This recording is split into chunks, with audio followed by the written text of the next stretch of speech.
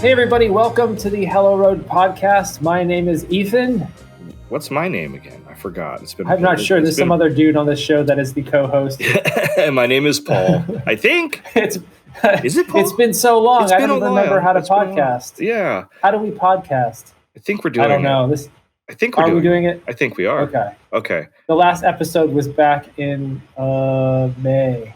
Yes. That was quite a while ago. Seems like it was just yesterday, but really it was quite a while ago, and it's already yes. It's going to be Halloween on Sunday, and it's Thursday today. It's just like, wow. Time flies when you're having fun. Exactly. This is a common theme with podcasts. I think you're doing really well, and all of a sudden you just kind of forget to put up a show for 5 months. Yeah. But anyway, we have a lot to talk about. We have a lot of car stuff to talk about, maybe some non-car stuff to talk about. Possibly. I'm not sure. Yeah. Possibly.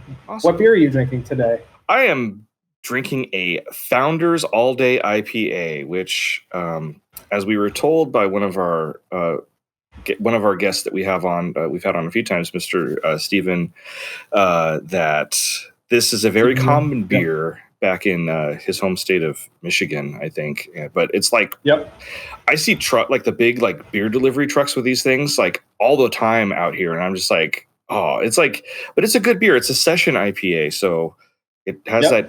I like the IPA taste. I don't care if you call me a hipster or whatever. I just like it. It just tastes good to me.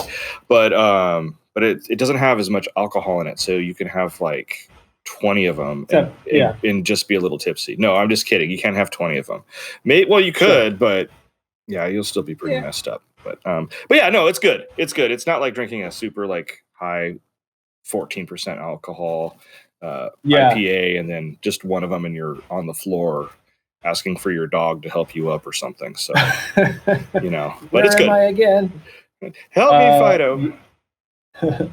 Yeah, so I'm drinking the Hazy Little Thing IPA, Sierra Nevada. I haven't actually been drinking a whole lot lately. We were just talking about this before the show. Mm-hmm. So this one beer has already kind of made me a little bit buzzed. We'll see how this goes. I think I bought these for barbecue we had on Labor Day. So I guess it's not that long ago, but that was the last time I had a beer. It was around Labor Day. Yeah. So what was that? The beginning of September?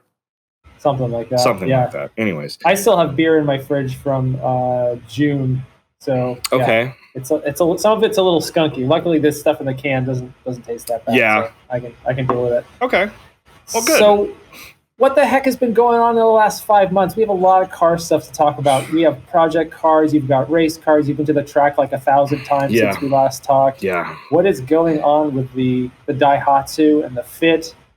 The Daihatsu. What's happening there? The Daihatsu, the Fit, and then the possibilities of something else. Oh shit! What?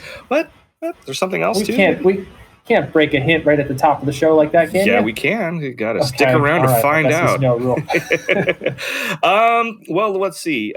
Since I've only got maybe 3 cars to cover. Okay. I'll go ahead and just fill everybody in on what's going on. So we're gonna start with everybody's favorite, the one of the mascots of the show, my 1991 Daihatsu Charade, which the Charade was due for its smog this year. In California, we have to have smog checks on any car over 8 years old. And it's every other year. So, Charade is, being that it's an older car with no onboard diagnostics, it has to go through and go on the little rollers, and they have to rev it up to I don't know, a bajillion RPMs or something. And it's a little probe thing put into his exhaust to make sure this tiny little 3-cylinder car that's driven maybe once a month isn't throwing all these terrible pollutants into the air. And it's very nerve-wracking because, I've told the story many times on the show, but it had some issues passing smog when I first bought it. And every time I get that notice in the mail from DMV, it's always diarrhea inducing. What is going to happen? Oh God, not again. Here we go. But so what I do when it's ready for smog is I actually take it to my my buddy who's a mechanic. He has his own shop, and he's a very, very good mechanic. He's the one who basically figured out how to get it to pass smog the first time. So every other year when it's due for smog, I always take the car to him and have him. I tell him the same thing. I'm like, make sure it passes smog, and just give it a once over and tell me if there's anything pressing that we need to do to the car right now. Yeah. So it was there for probably about, he's very busy. So it was there for probably about 2 or 3 weeks. Okay. And got the call one day that it passed smog on its first try. So I was like, yeah. Well, that's awesome. That's great. That's so good to know because, you know, the last few times it hasn't been bad passing. It was just kind of that first time. And it's just kind of traumatic every time this comes up. So, so that's great. So I know the feeling. Yeah. So it passed smog and he gave it a good check over. He thinks that there's something going on with the rear wheel bearing possibly, and or the rear, something to do with the braking system on the rear. Okay. But being the good mechanic he is, and knowing that the Daihatsu is the Daihatsu, he didn't dare take anything apart because of the fear of something breaking and then it turning into a wild goose chase to find the part. So currently looking for some rear wheel bearings for the car, which I believe I found.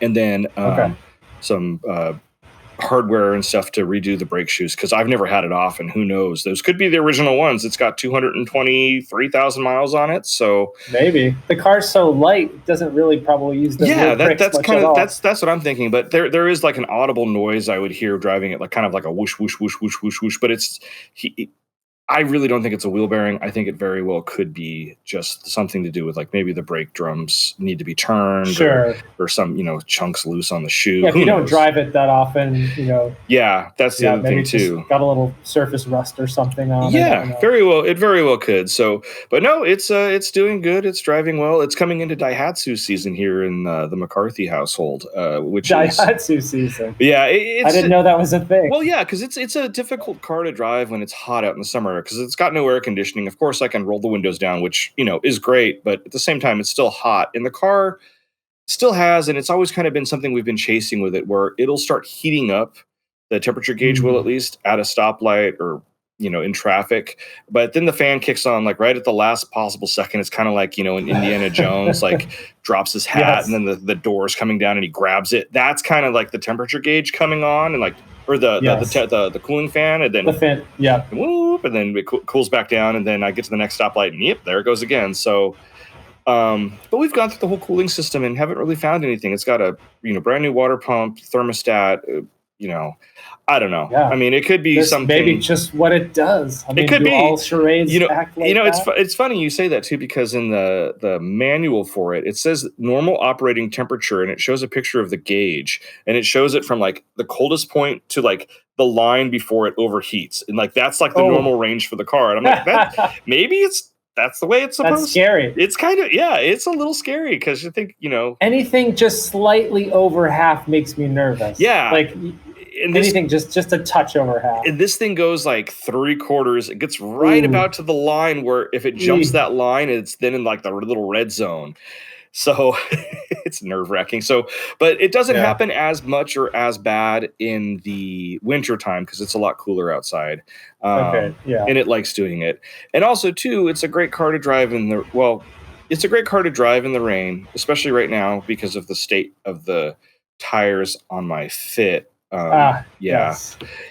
good race tires on that thing, right? Yeah, I have a set of worn Dunlop Z3s, which were the tires I bought over like more than like maybe a year and a half ago, and they did 4 or 5 track days plus canyon stuff and daily driving. So they're pretty much worn, and I'm just kind of being lazy about it. I just need to buy a set of regular old all season tires to throw on. Sure. But I can do that now because that's since the last time we recorded, I went out and did something I've been wanting to do forever, which was buy a set of dedicated wheels to slap on the Fit for the racetrack, which that's awesome. Is so awesome, and also so much more gives me a lot less anxiety about like if something bad was to happen, at the track to one of my wheels, like I bend it or I've seen wheels fly off cars at the racetrack. Like, sure, how the hell am I going to get home? Well, you got to get to work the next day too, and I got to get to work. Well, I guess more importantly, got to get home. But, so there's lots of things like that with the Fit, and kind of brings up the idea of this possibility I have of something else coming. Something else? Are you going to buy Liam Neeson from me so you can use that as your dedicated track car? Well, Liam Neeson is a legend and also a source of inspiration. So okay. Well, no, I guess I can just come right out and say it. So one of my close friends, he's got a old, I guess it's a 97 or 98 Honda Civic coupe. Yeah. That is just kind of sitting, hanging out. He's meaning to donate the car. And I was like, well, I mean, you can donate it to me because sure. It would be what I've learned over these past 5 months that we had since we've recorded, because not long after we actually recorded the last episode was with our friend Peter Nelson. He invited me out to go to Buttonwillow with him for a track day. My Fit and his little Mazda 2 he has. Mazda 2, yes. And that was an awesome, amazing experience that kind of really woke something up inside of me that I've known has been there for like my whole life. Like I really like being on the racetrack is probably the best thing I can do in my life. I absolutely love it. Fun.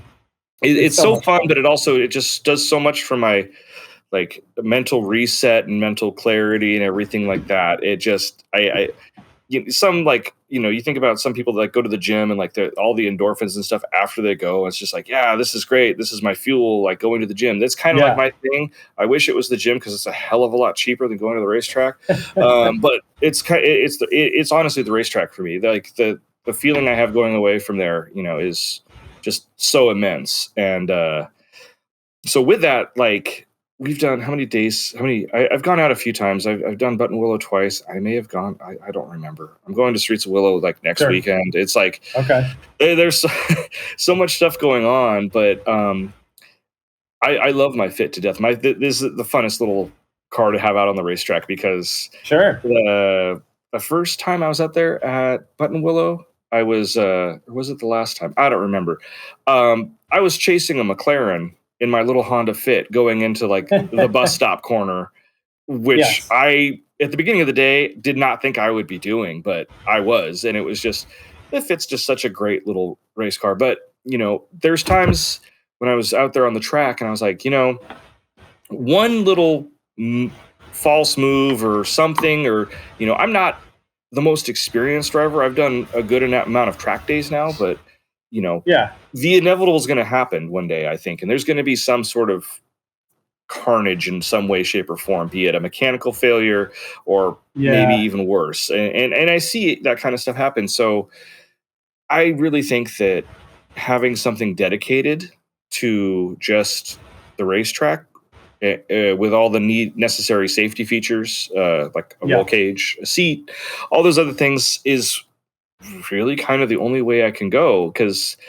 it's a bit of a deviation from my, let's take this scrappy car, be it a Mini Cooper, a Mazda 2, or a Honda Fit, and go do like double duty, like track car / I'm driving it to work the next day kind of car, which is cool and fun. And I'm, going to continue to do that because this other Honda Civic project idea that's kind of swirling about right now is going to take some time to build up, but that's kind of what it's looking like right now. It looks like there might be a little Honda Civic in my future. Doesn't need to have, I don't need to go drop a K series in it right away off the first, before the first track day. I just need to get it set up and safe and get out there and just start ripping with it, and then eventually do what I need to do. And so a couple questions. Does it run currently? Does it run and drive? It can. It hasn't. It can. It has the potential. It hasn't. So my friend, his family, they have a lot of cars. And it just doesn't get used anymore. I think the story is it got stolen a couple years ago.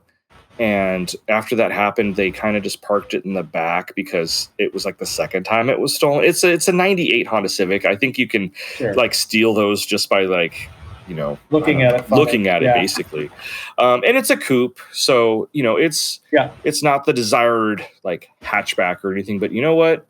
If I can take this car off my buddy's hands for, a relatively a Paul friendly price, and sure, start slowly building up something that I could just dedicate to the racetrack, then let's do it. I think that it's a great little platform. I love front wheel drive on the racetrack. I think it's so much fun. I don't know. I kind of don't ever want to drive a real wheel drive car on the racetrack because I'm like gonna throw everything I know and love away because I know it's better. But it's different. It's different. Yeah, I'm just gonna sit here and enjoy my little front wheel drive is life motto for now. So does the so the 98 Civic, does that have the same motor as my Integra? Or I'm trying to figure out which. Does it? Okay. Is it a smaller? It's a different 1. motor. 1.6? 1.6. Yeah, your Integra's got a 1.8 in it. Yeah. It's a V18. Is it? Yes. I'm not 100% sure. Yes. So you've got more power even in like the lower form of the car. Yours is a LS, right? Yeah, so it's not, no VTEC yet. No VTEC. Yeah, so you're like at 140 horsepower, I believe, on that motor. And then this thing's got sounds about right. This is the D16Y, blah, blah, blah, blah, blah, blah, blah. Okay. I think it makes maybe 100, 110 horsepower. So that's not bad. I mean, it's like what the Fit has. So sure. My Miata had a brand new motor in it.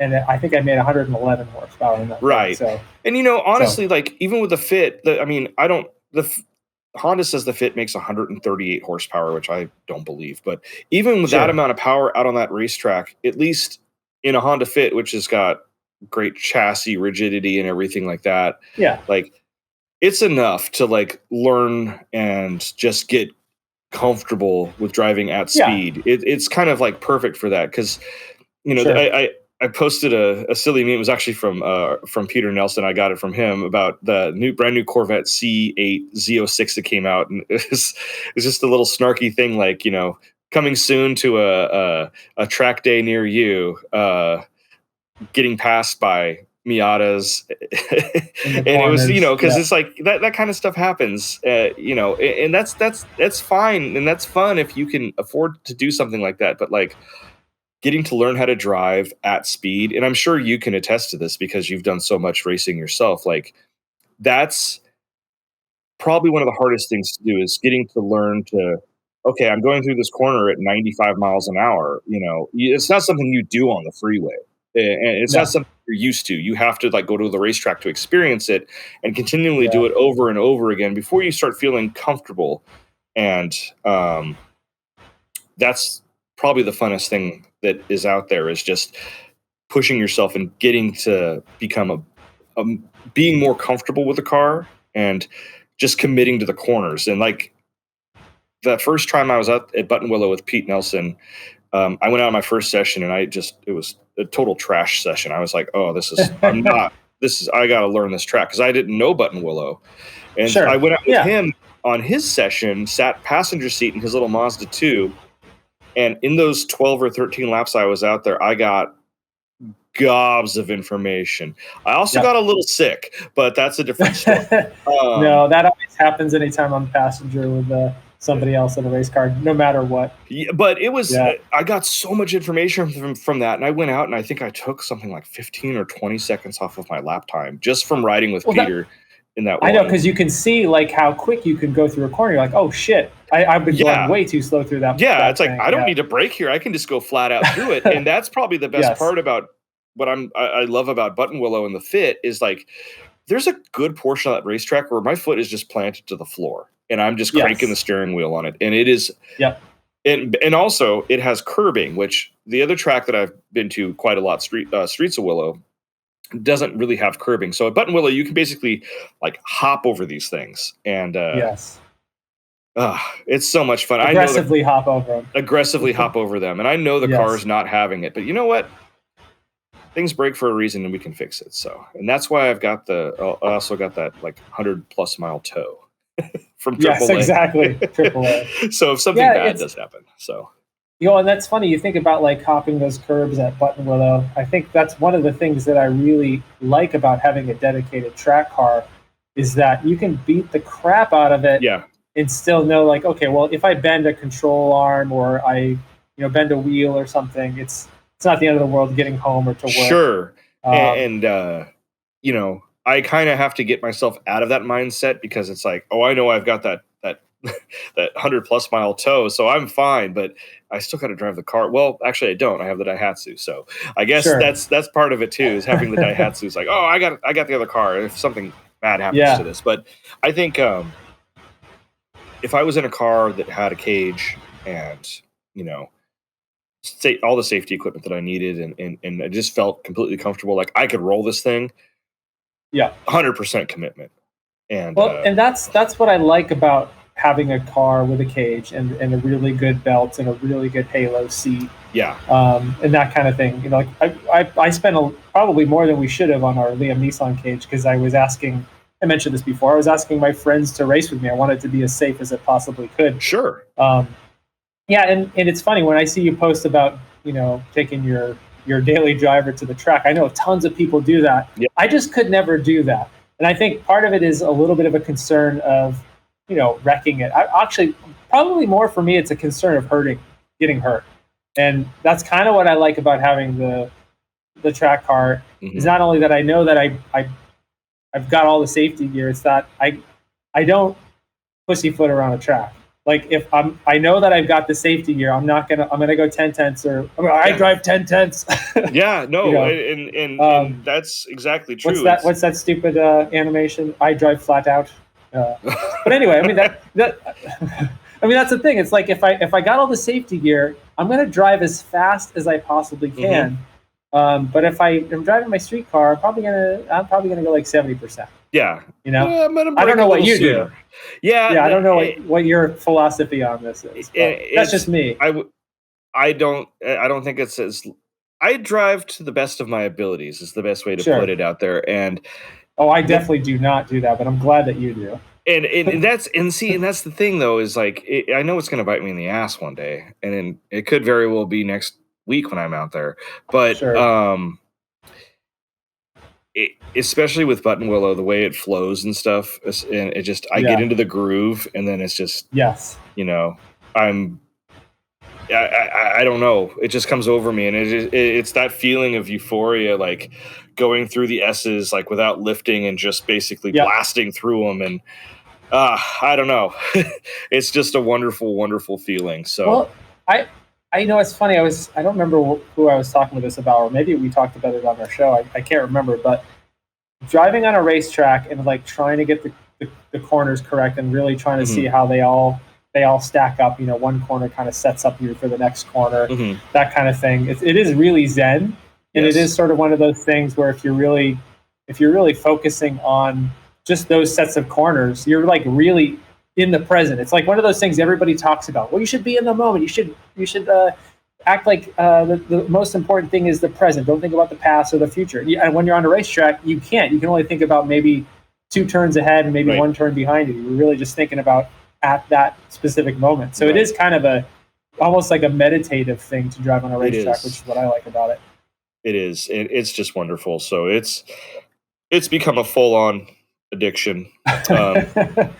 To the point where I'm thinking about getting, it's looking like I'm going to probably get this other car and start building it up. So that's the big bombshell news. 5 months. That's what happens. That's awesome. Yeah. So we'll see if it happens. I think it might. Sure. There's a few hurdles I got to get over. I mean, if you get the thing running, a decent seat, like a decent race seat. I think we paid maybe $400 or $500 for a really good Momo one in our car. And that's got the halo on it, and then belts. I don't even think we spent that much money on them, but they were really good. I think the cage, it would be your number one expense. Yeah, probably. I think so too. I definitely think that would be the number one expense on it. Yeah. Just a real quick final thought on this, and this is kind of like the turning point when I realized I kind of needed to get something more dedicated. Okay. I actually bought a harness bar for the Fit because my intention was to do this whole thing up, and I was going to be able to take the harness bar out because I have my kids in the back of the baby car seats, a lot of times, and I was like, I don't need a harness bar back. That's just bad parenting,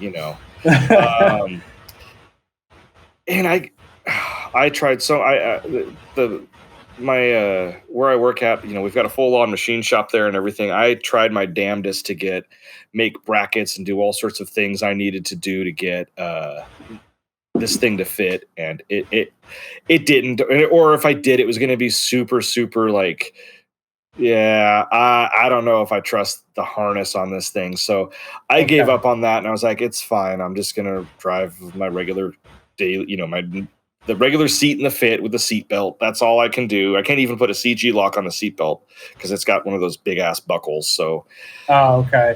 So it's fine. It is what it is. But that was like the real turning point where I was like, shit, it's great that the car's set up the way it is. I love the way it handles, even from just daily driving it. Because if I'm like getting on a freeway, if I'm a freeway off ramp or something and it's like windy, I'm like, cool, this is fun. So perfect, win-win. I love it. It's great. But if I had something dedicated, I can really just go total, ape shit on it. Coilovers that are not meant for street, and 100 treadwear tires. That's fine. Let's do it. And let's go have some fun. So maybe it'll be a Lemons car. I don't know. I'm in the process of talking to my buddy who's a mechanic, and him and I have talked about doing a Lemons thing for a while. Sure. He has a little different idea than I do. Okay. Yeah. He's got a lead on a little old lady owned Ford Pinto right now. Okay. And he's like, oh, it'll be the best Lemons car. And I was like, will it though? I don't know. How do Pintos do at Lemons? Well, there have been quite a few. Right. I feel like I've seen a few of them. I don't know, that was when we talked about doing a Lemons car, I don't know how long ago, it was maybe 4 or 5 years ago. We kind of vacillated back and forth between something kind of nimble and small versus like a giant like boat, like a big old Buick Electra or something like that. Nice. Because to really go with the spirit of Lemons, you want to get something that is going to be as bad as possible on a racetrack, Right. But it's like, then you got to factor in, okay, you got to put all this money into this thing that sucks, Right. That's the other thing. It's like, and then we're like, well, we want to just go to a racetrack. We want to go to a racetrack and have fun. And we thought we would have fun in something cheap, Japanese, nimble, front wheel drive, easy to find parts, easy to work on, not too heavy. We didn't want to just be a rolling chicane the whole time we're on the track. So that's kind of where we ended up. Like, we probably wouldn't have. I mean, the Pinto's maybe not that bad. You can still get parts for it. It's kind of small and maybe nimble. I don't know. Maybe I don't know. Maybe you can make it nimble. We're kind of back and forth on it. Yeah. He knows about the Civic idea, and he's like, yeah. I think he owns like 2 Civics himself. He's kind of collected a lot of cars. Yeah, and he's collected another car. I don't know if you want to let the listeners know the full story. Let the listeners know about another car that he's purchased from moi. Yes, we can. You heard it here first, folks. Yeah, if you were wondering where the hell my Lexus GS went, my 1994 first generation Lexus GS, what is it? Toyota Aristo, yes. Aristo. Yeah, I made a huge mistake buying that vehicle. I could never get it to run properly. It was a big disaster. So there was some thought that I would try to fix it, or I don't know, give it away or something. But I ended up selling it to your friend. Yes, to my friend who has maybe got it running. Yes, he's got it running. So that's awesome. Yes. So my buddy ended up buying the GS. We picked it up. It was how long ago? It was a couple months ago. We've had it. We went and got it from you. And I gave him a pretty good price on it. I definitely lost money on this car.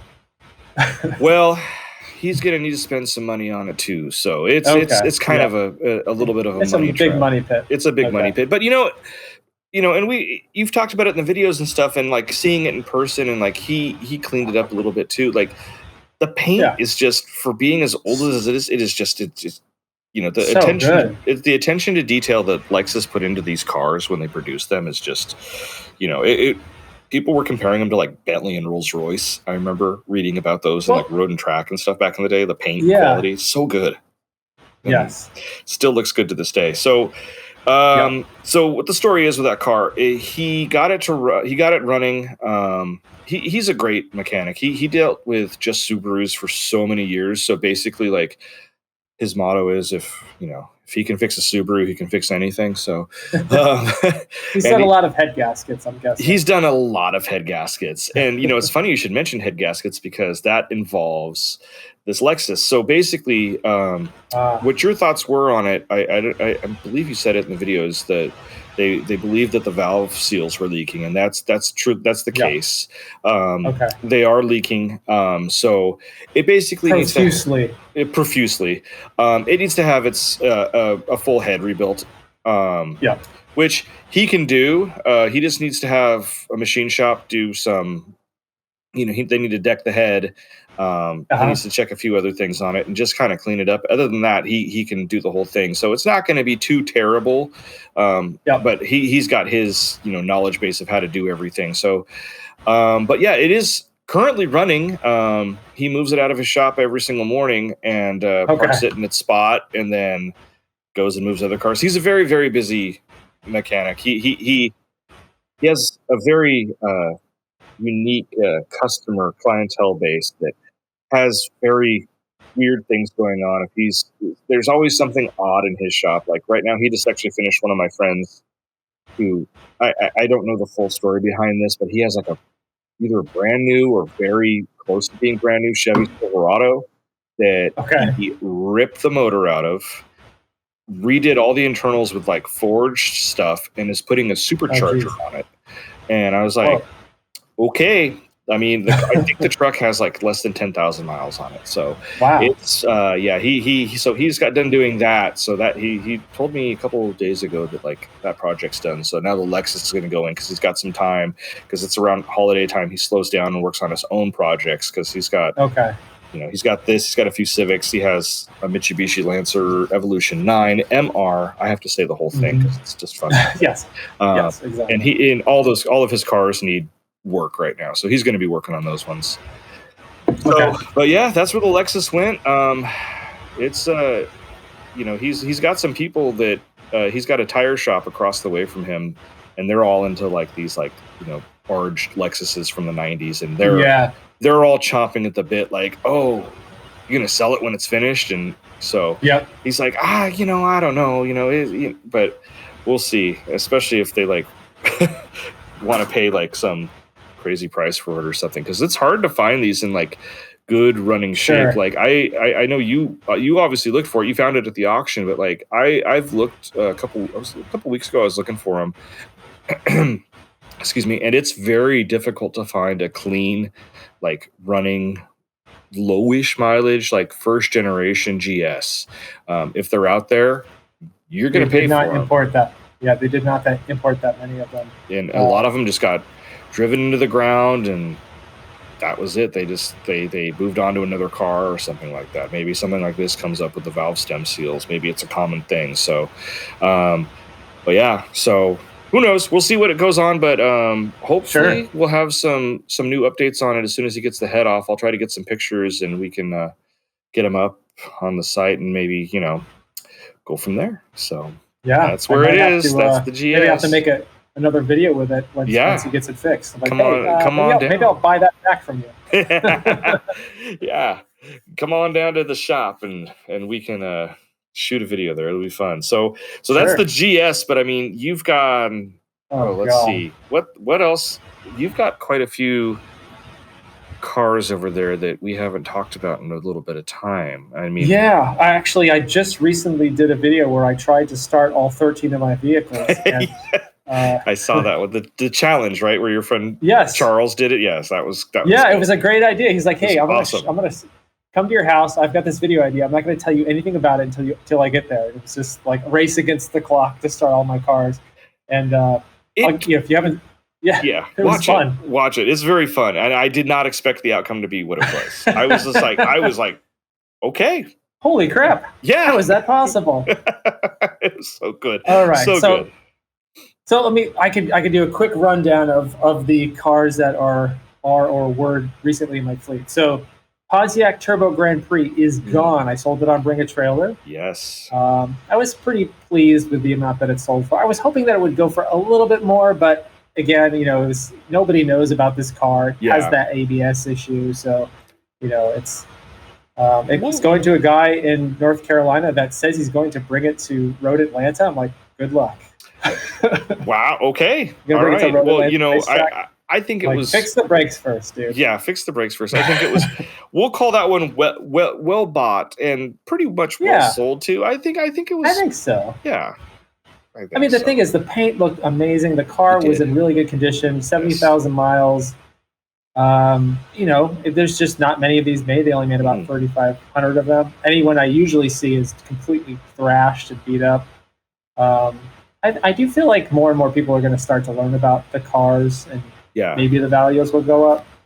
I think the last one that I saw sell on Bring a Trailer went for like $5. So maybe my video improved the values of these a little bit. I'm not sure. Yes, I'm sure it did. I'm 100% confident that it boosted it. It raised it by like $200. Yes. So that car is gone. It's opened up a space in my driveway, so probably going to get filled with something else at some point. But I don't have any like bombshell news. There's no new cars that have showed up yet. Nothing hiding in the bushes. No hiding cars in the bushes. All right. No. So the next one up for sale is going to be the Nissan Stanza wagon, and you may not even know this, Paul, but I actually just had the car repainted. What? That's bombshell news. I guess that is bombshell news. Yes. I decided to go with a cheapo Earl Scheib, which is basically like a Mako. Yeah. Single stage, nothing crazy. It's a two-tone, so obviously keeping the original paint colors and everything. Okay, so it's the same that like light blue, right? It's light. Was it light blue? Light blue with like a darker blue on the bottom, right? Yeah, totally. Okay, and it was Earl Scheib you went to. Yes, I figured. You know what? And actually, I think Earl Scheib has. They used to be. I think they used to be like. Oh, my camera's falling down. This is great. We have technical difficulties. I think all of them are independent now, so there's not really any big Earl Scheib company anymore. So interesting. Basically, this one is like an independent shop that just retained the Earl Scheib name. Okay, so that makes sense. But still, kind of like you go there to get a cheap paint job, essentially. It's the same kind of. It's funny you should bring up the paint jobs because I actually got a couple quotes from paint shops about the Daihatsu because I was thinking about it, and I was like, because all the Daihatsu really needs is like a little bit of body work, a good paint job, a scuff and spray, and some interior reupholstery, and it would look a lot better than it does. Yeah. So I was getting quotes for like $2,500. I got one quote for like $4,500. Yeah. And I was like, I kind of just like, how do I even respond to this? Do I respond? Sure. I didn't because I was like, okay. You're like, no way. So, and I had the Scion repainted. I don't know if you remember that. So the Scion was repainted at a different shop, and I paid more than double Earl Scheib. And I feel like that paint job ultimately came out worse than the Earl Scheib paint job did. Yeah, that's the one where they didn't paint a bunch of the stuff that you were asking them. Yeah, they didn't paint the grill, and I still haven't left the Yelp review yet. I'm still trying to like formulate what I'm going to say to them, but so I think in general you get a cheap paint job. So I paid $1,500 for the two-tone single stage paint for the Stanza wagon. Okay. I feel like it probably could have been quite a bit cheaper if it wasn't two-tone. They wouldn't have to do as much labor. Interesting. So this was basically a scuff and spray. They didn't remove much trim. I think they only removed like the trim in the middle, like that separates the two-tone. Okay. They didn't remove any sealing, nothing. They just taped. It was basically taped everything over. And that's exactly what I was expecting. And really, check out the video, but I thought it was decent for the price. I was pretty satisfied. There's overspray in a few places here and there. Luckily, mainly on just rubber surfaces. But really, from 3 feet away, looks fantastic. A 3 foot. That's good. Yeah, if you inspect under a fluorescent light, you're going to see bumps and a couple couple of things that aren't that great. But okay. honestly, I this is the first time I was driving the Stanza today. The first time somebody came by, like rolled down the window and said, "Hey, what year is that? That looks awesome." Like somebody's actually complimenting my Nissan Stanza wagon. That's never happened before. Nobody cares about these cars, but this old dude was like, "That looks really fantastic." Oh, that's so good. so it's going to be going up for sale after all the trials and tribulations of the little Stanza wagon. Yeah, and it's stupid that I painted it before I sold it because I'm not going to make that $1,500 back. But I just feel like, I don't know. I felt good about like making this car look nice because. Honestly, I don't even really know why. Like I put so much time and effort into it. I just wanted to kind of see it to completion. You know, engine's all fixed up. It's got it's so many new parts. And you know, and you know, even if you don't see the money back, this is like the goal, what you've been out for. You're kind of like finding these old hoopties, basically, or whatever we want to call them. Forgotten cars. Forgotten cars. Unloved cars. Yeah. And you're giving them a second lease on life, and they're going to go out to a new owner who's going to, like, you know, seriously enjoy it. Like the person with that's getting the Grand Prix, you know, that's going to be like, you know, we'll just assume here, but the pride of their collection. You know, it's like, oh, this is an ASC McLaren Grand Prix Turbo. You know, wow. Fancy. Super fancy. And the same with this. Look at my Stanza wagon. Look at how beautiful the paint is on it. You just don't find them in this condition anymore, and it's all mechanically sound. You did all that for the car. You did good. So even if you don't make your money back, it's still you've done a good service to the forgotten cars. Well, honestly, you're right. That is kind of what I'm trying to do. I'm trying to find a way to keep these things from getting crushed. You know, I feel like several of the cars that I've had would have probably just been in the junkyard by now. So yeah, it's obviously financially it's a stupid thing to do. Like it doesn't make any sense to spend $1,500 painting a Stanza wagon. It's like rescuing puppies, but instead of puppies, it's cars. It's basically rescuing senior dogs. You know, it's what it is. At least with a dog, you're helping an actual being. I'm just like making a pile of metal look nicer. It works though. It works. Sure. Well, okay. So the Stanza is going to go up for sale. Yep. You know I love Bring a trailer. They've already accepted it, and now I kind of feel like a lot of people kind of crap on Bring a Trailer. It's like, oh, it's ruining the car market, and it's like, well, you can still find deals on Craigslist. These are like outliers. These are things that like you're finding like. I don't know. I just don't see like Bring a Trailer completely screwing up the Stanza wagon market. No, it's not going to screw up the Stanza wagon market, and they're not screwing up the entire used car industry. The used car industry is insane right now. Everything is so inflated. Like, my wife asked me to look up the value on her CRV the other day because she's really, really starting to get the itch for the 8-seater. You know. And that thing's got 124,000 miles on it, and it's still worth $9,000, $11,000, somewhere between there. It's like, what? Okay, yeah, that's crazy. If a dealer wants to trade it in for that, but anyways, that's that story. Yeah, used cars are overtly expensive unless it's like something that's not running. But even then, there's exactly. If it's an NA Miata with no Miata, Miata with a Miata, NA Miata with no motor in it, I want $3,000 for it. I know what I have. It's God, it's I know. I keep looking for an NA Miata, and they're all like $7,000-$8,000 right now. I'm like, okay, it makes sense because so many of them were turned into race cars. Yeah. There's the selection of those cars, even though they sold so many of them, I'm sure there's just not as many on the road anymore. Yeah. But they used to be so cheap. They used to be so cheap. Yeah. But not anymore. I remember reading a Grassroots Motorsports article years ago, like, oh, we picked this one up after some negotiations, only $700, and drove it home and washed it off and had to go buy a new door at the junkyard, and it's good to go. It's like, it's not that way anymore. I mean, that's the thing. It's like, we can all be upset about NA Miatas being too expensive and S2000s being out of reach. It's like, okay, well, that's just the way it is. Yeah. Find something else. There's plenty of other cars that are a little bit newer. Like, I don't know, maybe maybe the Pontiac Vibe GT is the next cheap, affordable. I don't know. There could be things like that we're just not thinking about. That I don't know. The what is it that everybody says? The cars that are slept on. All this car is exactly. Right now. Well, I honestly think maybe even something like the Dodge Caliber SRT, like you can probably get one of those pretty cheap right now. Yes, you can. Mainly because they were all blown up, but you just turn the boost to 12 or 11, and yes, exactly, and let it do its thing. Yeah. Well, let's see.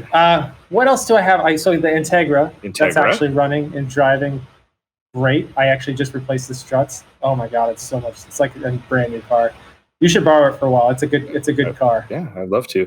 I changing struts in a car is probably the most, especially an older car, the most satisfying, the most noticeable difference. Like you can change your oil and like you feel a little bit, but I'll tell you, you take an older car that's got maybe over 100,000 or maybe aged out struts or something like that, and you change them out to something fresh.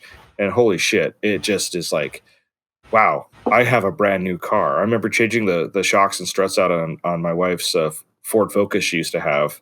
I did all 4 of them in the same day, just knocked them all out, and she got in the car. She's like, it feels like a brand new car. And I was like, it feels like it did the day we took it home. Yeah. It's just so cool. It makes such a big difference. So you're liking the Integra? This is your first Honda product, and this is my first Honda product. This is for sure, yeah.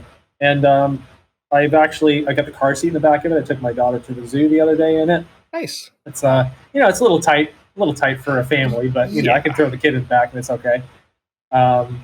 It's the new struts are great. They were cheap. It was $200 for all 4, and those are the I got the ones with the springs already compressed onto the strut.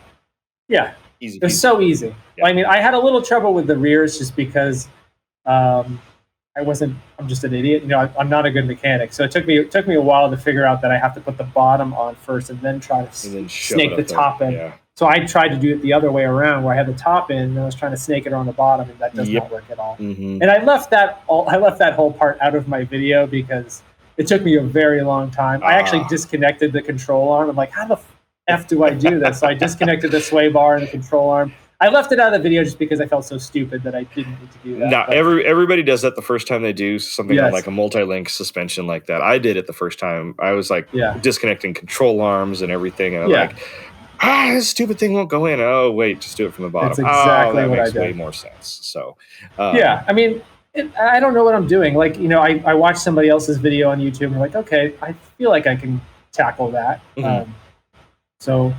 Yeah, that car is great. I mean, I think the unfortunate thing about this car is that it's a really nice vehicle that I should probably keep, but I'm not going to keep.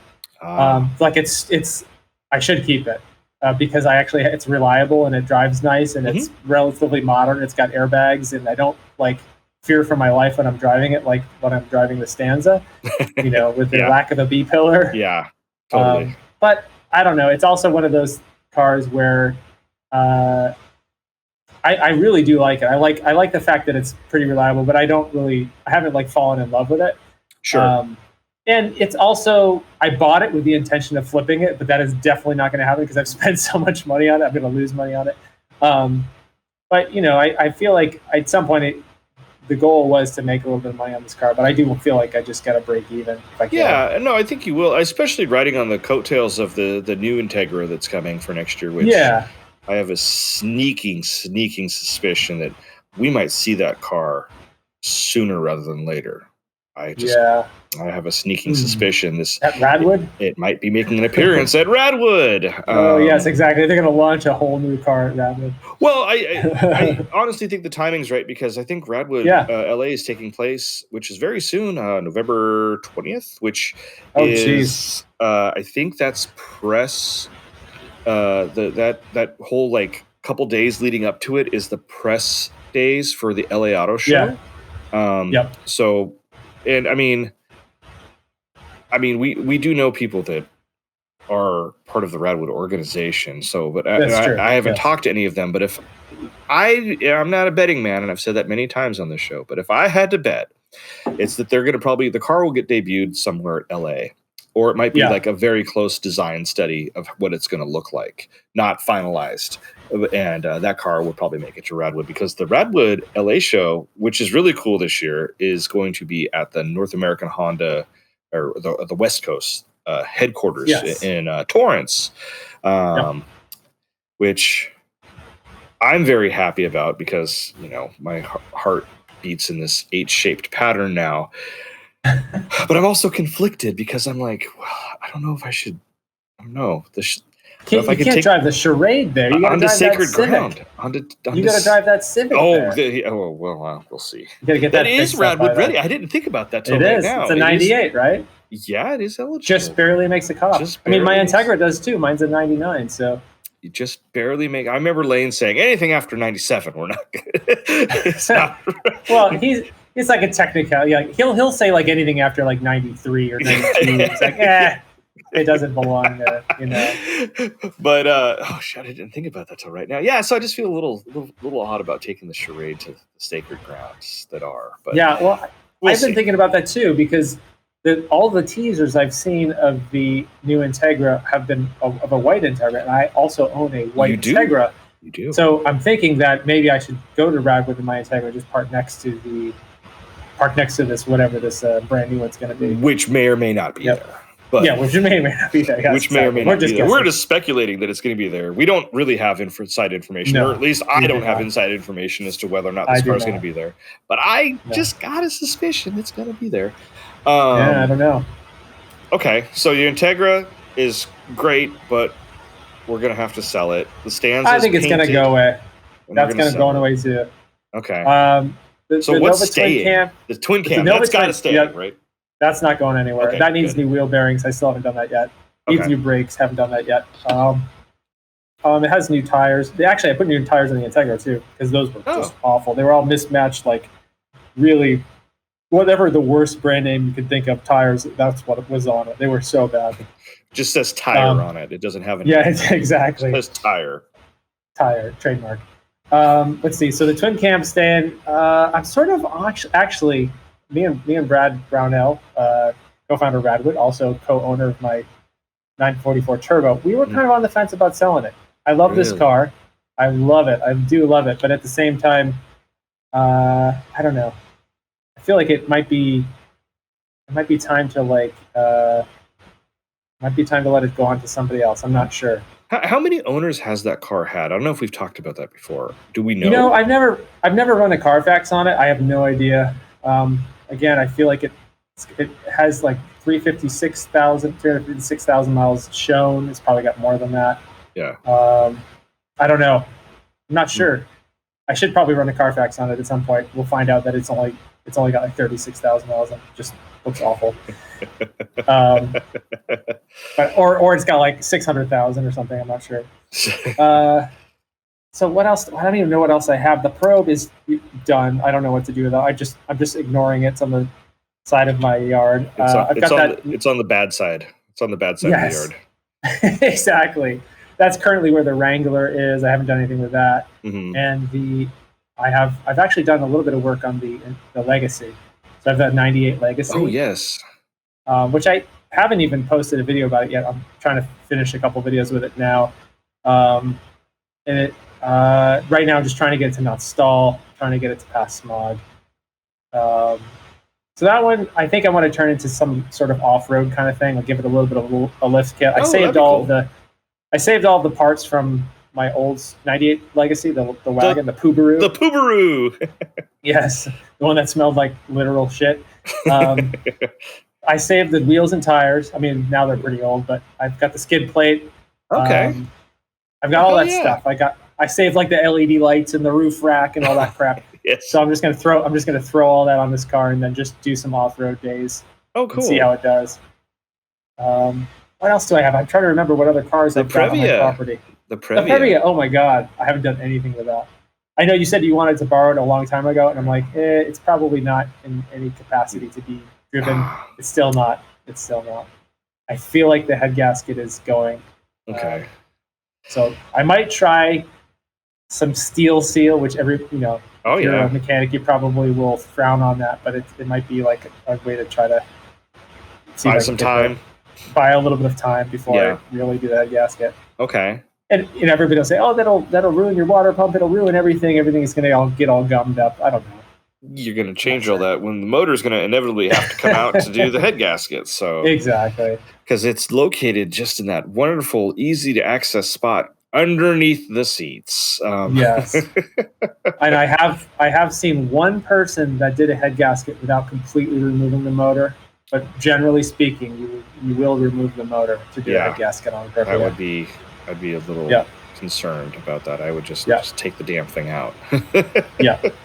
And at that point, should I just get a supercharged motor and slap that in there? But, or instead of just getting the supercharged motor, just buy a supercharger from I don't know, some aftermarket company, Eaton or something like that, and throw that thing on there. No, just kidding. It definitely needs something. It has very little power. If you don't have the supercharged Previa, it's very slow. Yeah, and it's funny because I love Previas a whole lot, and they're getting, at least in Southern California, I'm seeing a lot more of them, or at least I'm just noticing a lot more. There's just a ton of them. I think who was it that said this is where all the Previas go to die? Kind of like where all the Westphalia Volkswagens, they come down here to SoCal too. This is where they come to die. But I've been seeing so many of them, and I kind of get mad at them now because they do go so damn slow. And I'm like, move, get out of my way. Oh, crap, there's a Previa. I got to go around the Previa. And it's just sitting there. I know. I'm going as fast as I can. Whistling by, whistling away with this little whistle sound they make. And I've been noticing that. I was like, oh, this damn Previa going slow again. So, yeah. Do the There are so many Previas in Southern California. You're right, still. I see a lot of people comment on my video how they've got really high mile Previas and they just kind of keep going and going. And I do see, quite a few of them in Los Angeles are, a lot of people have taken the seats out and they kind of use them as work vans. I see a lot of people, painters and even landscape people convert them into work trucks. But the last time I was at Legoland, I saw this whole family roll up in a Previa. They're just still using it as an actual van with all the seats, the swivel seats in the back. Awesome. So good. Yeah. Every time I talk about that, every time I talk about the Previa around my wife, she's always like, "You better not bring one of those things home." And I was like, I love it. I think it's. She's like, "You don't need a Previa. We don't need." I was like, "Yes, we do. We need a Previa in our life. Everybody needs a Previa." Yeah. So I feel like I'm missing something. This is the problem when we did the video about all my cars, I could not keep track of them all. The Scion got painted. We talked about the Scion and it needs to get put back together. The Pontiac's gone. Together. Liam Neeson is hanging out. We put the motor in it.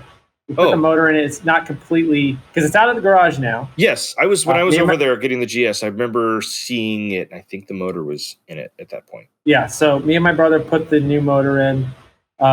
We didn't finish the job because there's quite a few things wrong with the vehicle after taking things in and out, like taking the subframe assembly and this that cross member out so many times. The bolts, everything's stripped. Actual on the frame where the cross member connects, it's all stripped. That's fun. That's good. So one of the motor mount holes I feel like is stripped as well. There's a couple other things. So basically, we can't put it back together without fabricating something. So we might just fabricate some new bolt holes essentially, and instead of have them threaded on the car, we'll just go all the way through with a bolt, and I'm not really sure what we're going to do yet. Okay, yeah.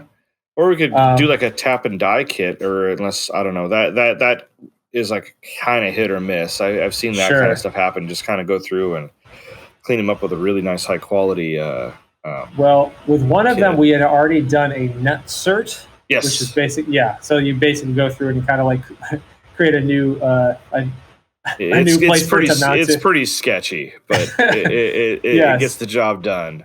It's pretty scary though. When you have a Lemons car, when you have a race car that gets so much abuse, the welds start to get weak, all of the threads on the bolts start to come apart. It does start to weaken over time. Yeah. The car wasn't meant for that kind of abuse. So right. So I think we do really need to probably fabricate something. We also, I mean, I have a huge long list of all the things we didn't connect. Basically, I just wanted to get out of the driveway. So like, there's one axle that's not connected. The exhaust is not connected. I feel like we're missing one transmission bolt. Somehow it got lost. So there's a few things like that where it's getting close. And then we're still using the original wire harness, and we're trying to figure out if like we should get like a custom something custom. It would be a lot easier for us to figure out how to troubleshoot stuff. Like a standalone system, like a Mega Squirt or something like that. Yeah, exactly. Because I think that's one of the problems we had when we put the other motor in. We were still using the original ECU from the what I'm assuming is the original ECU. So we can never get the last motor to rev past like 6,500 RPM, even though the red line was like 72. Sure. So there might have been something that wasn't connected right, or maybe it was slightly newer or older motor. Maybe the sensor was not reading right, so we could never get we could never get the amount of power out of that motor that we could have put out of the original one. Which that original motor we had was awesome. Like you just constantly rev to red line every single lap, like over and over and over and over and over and over again. It was awesome. But second motor was a piece of crap. And so I think if we kind of went with like a Mega Squirt or a standalone ECU thing, we might be able to kind of make troubleshooting a little bit easier. Oh yeah, totally. It definitely would. I mean, it just everything gets gutted and just hook up what you need, and we still have wire. Yeah, we still have wiring for like headlights and turn signals and stuff like that. It's just kind of in the way that we're trying to, if we can get rid of and original wiring harness is probably weighs a fair amount too, so we can reduce the amount of wires and light up the car a little bit. Totally. Yeah, wires weigh a lot. Yeah. So, geez, is that? I'm trying to think. I've got my dad's Tacoma here, with the which I gotta sell. Diff. Yeah, the diff leaks. It's got a fair amount of frame rust, even though the frame had been replaced. This was one of those Tacomas where the frame was replaced by Toyota. Okay. As recall, they've had hundreds of thousands of frames that were replaced, I guess. But even with the new frame, having spent most of its life in Massachusetts, the new frame is starting to kind of rust a little bit here and there. So, but even with the rust and even with the leaking rear diff, I'm sure we can get a ton of money for it. Yeah. Oh, totally. It's Tacoma. It's Yeah. Is it? And it's 4-wheel drive, isn't it? It's 4-wheel drive. Oh, it's the 2. It's not a V6. It's the 2.4. 2.4 or 2.7. I can't remember. I'm not sure. It'll be. Yeah. It'll be. I'll just list it. I'll list it on Craigslist for like $15,000 and see what happens. I know what I got. Yeah, exactly. I got a rusty old Tacoma. I don't know. I'd be happy. It's funny because it wouldn't pass California smog. It's got a lot of issues. It does have quite a few issues, but even with those issues, I still bet it'll command a pretty decent sum of money. Oh, it totally will. Yeah, I mean, Tacomas are always hot commodities no matter what. So, so if that's all your cars, I know you've been doing a lot of new car reviews. Anything that stands out that was like so awesome that is so awesome? Yeah, there you go. Yeah, exactly. Well, I would say out of the new cars that I've reviewed recently, the Kia Stinger GT line is one of my favorites. That one, it's obviously the quote base model, but the base model makes 300 horsepower now. It's got a 2.5 liter turbocharged 4-cylinder, and it's for as kind of big as that car is, it's surprisingly fun to hustle around a Canyon Road. I always see him, and whenever I see him, I'm like, it's such a it looks like a long car to me. Yeah, very long and narrow. And there's something about driving that car. The design is just fantastic. I love how that car looks. It just has a presence to it. And this had an ascot green paint with this kind of goldish chrome on the mirrors and the grille. It looks fantastic. It looked like a way more expensive car than it actually was. Okay. That's one of those cars where you feel good driving it just because it looks so nice. Yeah. And it feels like I don't know. It's one of those cars where I probably would have bought one if it was a manual. That's one of they don't offer it in a manual, right? They do not offer. They do not offer a manual, but they have there's no dual clutch either. Is it a dual clutch? Oh. No, it's not a dual clutch. So it's I can't remember. Standard old. Is it a CVT or is it a just regular? No. It's like an 8-speed automatic. That's okay. What it is. Okay. Well, it's fun to like. You can kind of get the tail to slide out a little bit. It's. Oh, okay. It's a pretty fun car for as big as it is. And then in terms of like other vehicles, what else have I had recently? I had the Mazda 3 Turbo. Okay. Which was, I think I expected it to be something that it wasn't. I was like, oh, this is going to be like a Mazda Speed 3. This is going to be awesome. And then I got in it. It's like, no, it's just it's a really nice compact car with a lot of power. Okay. If I recall correctly, like that you can get them with a manual, but you had to buy like the top trim and like I remember seeing it at the auto show a few years ago, and it was damn near close to like almost I want to say $40,000. Well, yeah, you can't get the turbo with a manual. It was expensive. The one at the auto show, like it's stickered, was like MSRP was like 41. And I was like, what the hell? Yeah, they're very pricey. This used to be. I mean, I know they've gone majorly upscale on the way that everything is, which is great. Good for Mazda. Good for you guys. I mean, I miss the Zoom days of the Mazda 2 and the Mazda speed cars and stuff like that. But yeah, I was like. So you had that one, and yours was the one that you had was a 5-door, right? So it had that gigantic C-pillar thing in the back. Yeah. And how was the rear visibility out of that thing? Yeah, pretty bad. Yeah. It's like a little like thin line of glass that you get in the back of it.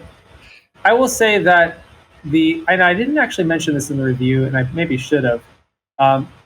This car had some of the smallest windows that I've seen in a modern car. Okay. Like to the point where I felt a little claustrophobic. Even in the front. Like I would say if you like worst case scenario, you watch one of those shows where a car goes splashing into a river and you need to get out. Right. If you are a larger person, you won't be able to escape. Like there's no way you're getting out that window.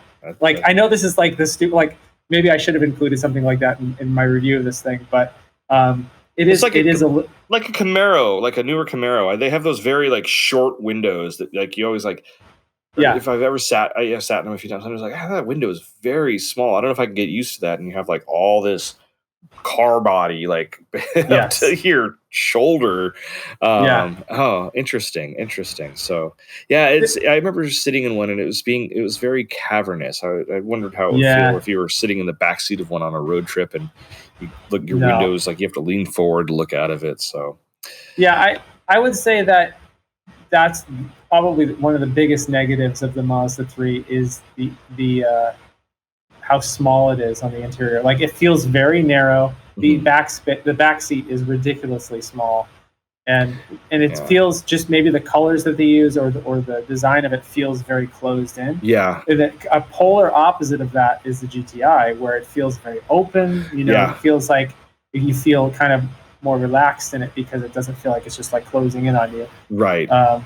And actually, Volkswagen is really good at that. Like the ID4, the electric car that I drove for a week.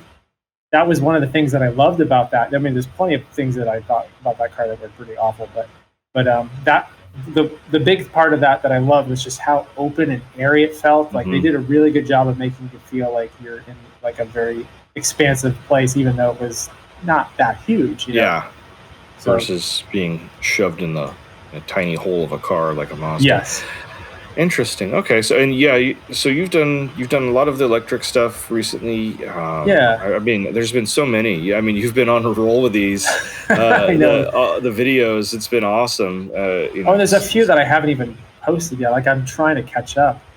I drove the Audi SQ5, which was this awesome green color, which was pretty fun. What was another one that was kind of neat? Actually, I really like the new Mitsubishi Outlander, and that's one of those cars where everybody's like, oh, you actually like a Mitsubishi? Yes, this was pretty decent. It looks cool. I love the way it looks. Technically a Nissan Rogue, it's the same platform. Yeah, it's a Nissan Rogue. Essentially, it's got the same motor, same transmission, same kind of like slow acceleration. Okay. But the interior of the Outlander is really good for the price point. Okay. That's what I liked about it the most. Is for the price, interior is great.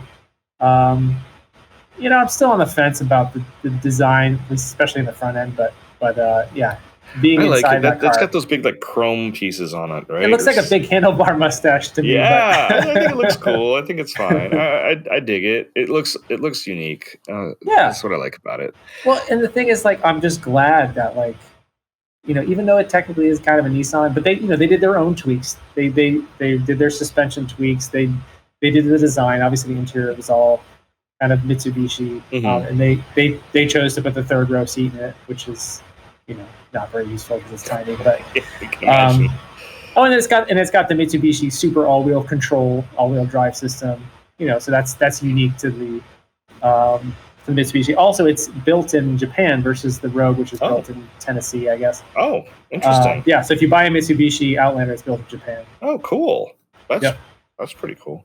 Yeah. I would, if I was in the market for one of those, I would definitely have that on my short list for, I guess I am in the market for it. My wife's talking about some third row thing, but she wouldn't go for that. She's already got her mind and heart set. Set on what? What did you say? A Maserati? Levante? No. No, she wants to get a Pilot, Oh, those are great.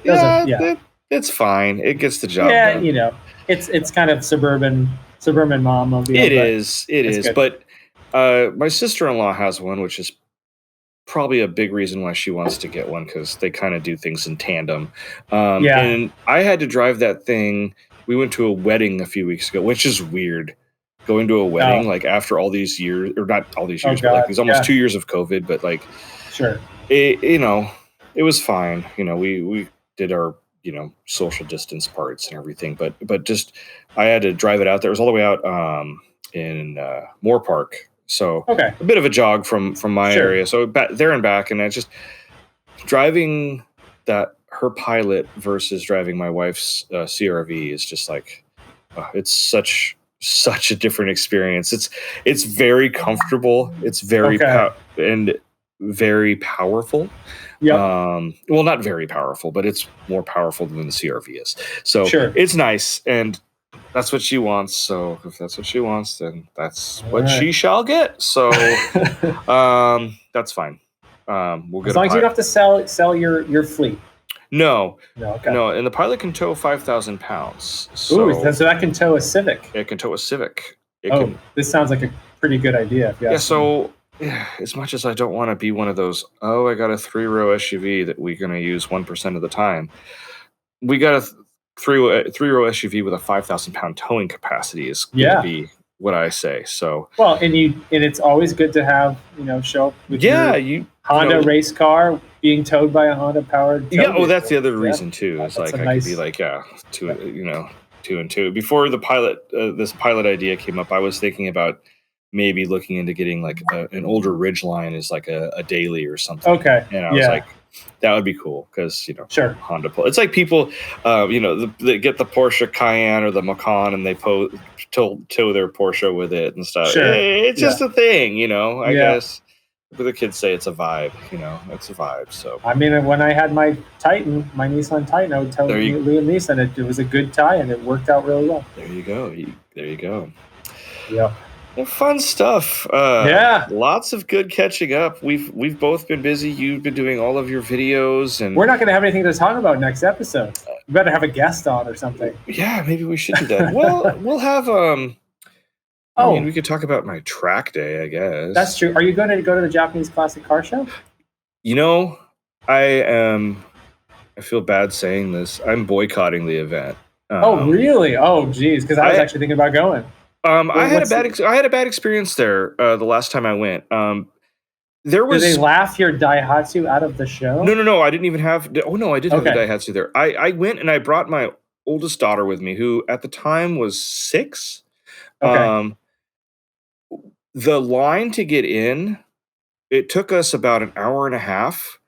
Oh, geez. To get through the line, just to get in, just as spectators. Yeah. And then we got through there, and like the security checkpoint that we had to go through, like rivaled TSA. Like it was pretty intense, and I was like, and they they were like making my daughter like empty out like her little toy purse she had and everything, and walk through a metal detector and stuff, which, you know, I get, but it was just like, really? Come on. We're at a car show. We're at a car show. It's outside, and it's like, no. I think it was a few months before that, and they moved the Japanese Classic Car Show. It used to be at a smaller park that's across the little channel right there, right next to the Queen Mary. And when it was there, it felt a bit more intimate and stuff. This is just on this big, massive lawn, which is cool, I guess. But I think aren't they moving it to Anaheim now? I feel like it's like Anaheim. Oh shit! I totally forgot. Angel Stadium or something. It's at Angel Stadium. So instead of the grass, we're going to be on asphalt. Oh, so oh yeah. Oh shit! I totally forgot about that. That's Saturday too, isn't it? Yeah. Yeah, Saturday. It is Saturday. Holy crap! Well, I know that Andrew from Auto Off Topic is probably going, and then I'm. Oh, he's going to be there too. Yeah, he's taking the Cressida. Okay. So and then the next day is the LA Griffith Park, the Cars and Coffee. So I may drive the Stanza to the Cars and Coffee if it will make the trek. That's on Sunday, right? Sunday morning, yeah. Sunday morning, yeah. That Sunday is typically the day after Saturday, if I'm not mistaken. So that usually is how it works. Usually is. Yes. Yep. Huh. Okay. Well, we'll just make some plans live here on the show. Yeah. Maybe. Sure. Maybe if anything, the Griffith Observatory one, I might mosey out there. We'll have to see. That is Halloween, or as my children call it. My children call it the best day of the year after Christmas, of course. But it's definitely Halloween. So yes, that's true. Yeah. Okay. So the Japanese Classic Car Show is at Anaheim Stadium. It's not at Long Beach. That's going to make things a slight bit different. It might make it worse if it's at the stadium. I have no idea. Yeah, we'll have to wait and see. Oh shit, I might have to actually go now. I totally forgot they moved locations because and Long Beach is far. Not to complain, but I'm gonna have to complain for a minute. It's far. Like, I'm sorry. I live in San Dimas, and if you're from Southern California, like that's like probably like, I don't know, an hour, and you got to go on like a bunch of different freeways, and it's just it's a pain in the ass. It's a pain in the ass to get to Long Beach. Yeah, I mean, for me, Anaheim is a little bit.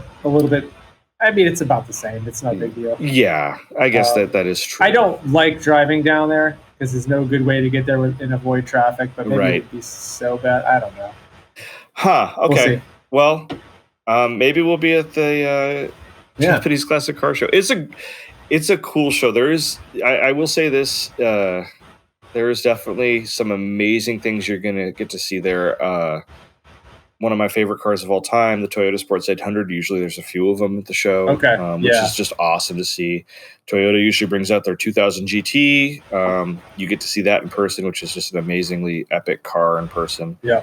And then just other stuff. Mazda's usually got a pretty good presence there, and they sometimes bring out some of the old Group C 4-rotor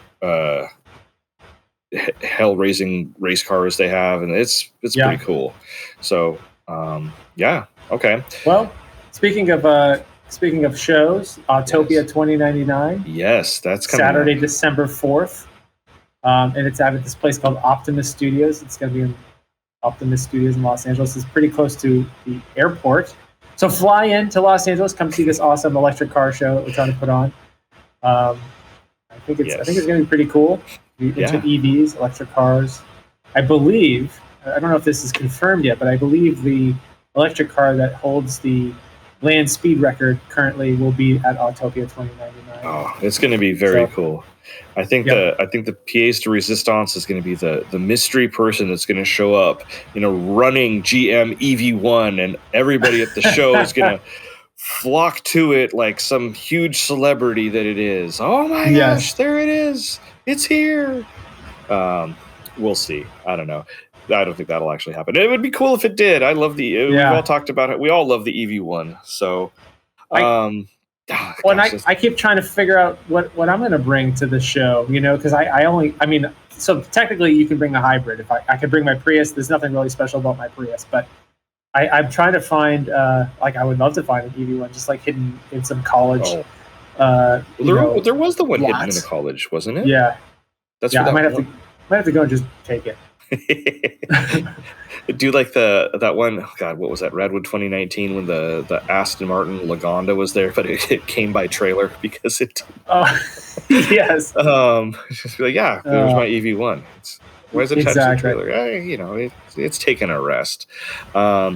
Yeah, that's coming up soon too. Gosh, it's just the year's flown by so fast, Ethan. And it's been like 5 months since we recorded, and like we're in like the show season where it's like LA Auto Show. We've got Redwood LA. We've got Autopia 2099. I said 2019, 2099. Yeah, there you go. JCCS, which is this, it's just a few days away. So it's like, all right, let's put on our masks and let's go do this. We got this. So things are getting better out there, I think. So it's getting there. So, I'll just bring, if you don't feel like they're getting better, just bring a gallon of sanitizer with you. You'll be all good. Just get one of those, what do they call the doctors in the Black Plague, the plague doctors? Just wear one of those masks, just fill it up with sanitizer and just inhale. The sanitizer is burning my lungs and keeping it. Yes. On that note, we should probably end this show. We should. I'm getting weird. Well, and it's a long one too. 1 hour and 20. Holy crap. So where can everybody find you on the social medias? You can find me at Paul's Finest Hour on both Twitter and on Instagram. What about you? Wonderful. Mr. Ethan Tufts on Twitter and Instagram, youtube.com/HelloRoad. And I keep toying with the idea of making a TikTok, but I don't have time for that. Oh, I don't have time for that. Don't. I'm also far too old for that, I think. Yeah, I feel like I am too. I'm not the right demographic. Man, there's we'll get into it next time about TikTok. Oh All my right. gosh. All right, well, thanks for listening, everybody, and we'll see you soon. Take care. Bye. Bye.